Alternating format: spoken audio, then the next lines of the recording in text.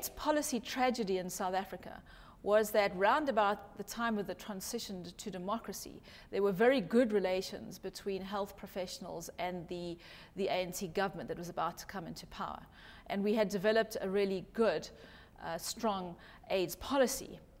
And unfortunately, what happened during the Mandela era was that people took their eyes, well, the government took its eyes off the AIDS pandemic because the policymakers were concentrating on building the new democracy. During Mbeki's era, he came into straight conflict with the health professionals because he then started distrusting the science.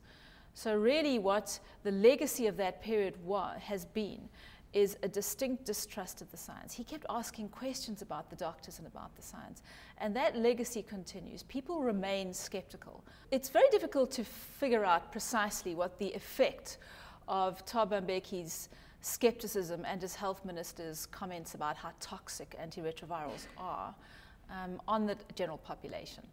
However, we can say that AIDS policy was certainly undermined by statements that Mbeki and Shabalala Msimang made about antiretroviral treatment.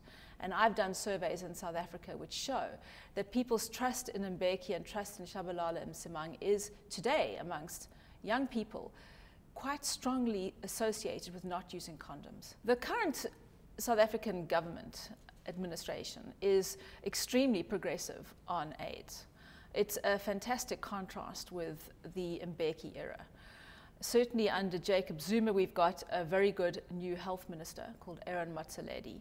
And he has been working with treatment activists and with doctors to both rebuild the health system and to generate public trust in antiretrovirals. He's also been working with the finance minister to get money into the rollout of antiretrovirals, and he's been working with donors in a much more constructive manner. So things are extremely positive. And in fact, the numbers of people on treatment have increased dramatically over the past year. We now have well over 1 million people on treatment, and to the point where we're actually beginning to stress the health system. So the challenges that they're facing now are not really over the science of HIV. There's very strong demand for antiretroviral treatment. The government's backing it really well. It's just, can our health system be flexible and strong enough to deal with this increased demand?